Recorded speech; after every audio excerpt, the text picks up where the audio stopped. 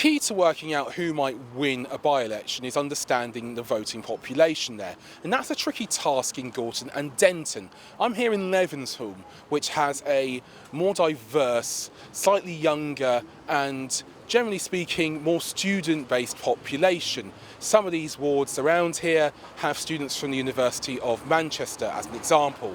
Now, across the way, in the Thameside wards that make up Denton, we have a different voter makeup. It is less diverse, it's got less students in the population, and generally speaking, it is a whiter, more working class area.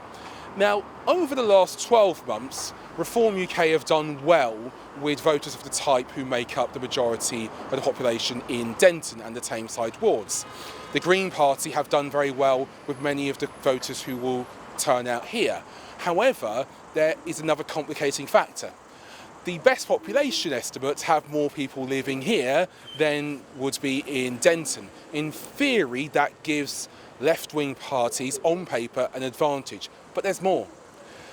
On the right, there is no real opposition to reform. Advance UK's Nick Buckley hasn't made much of a dent according to the polling, and if constituency level polling isn't picking him up, he's unlikely to decide this race one way or another.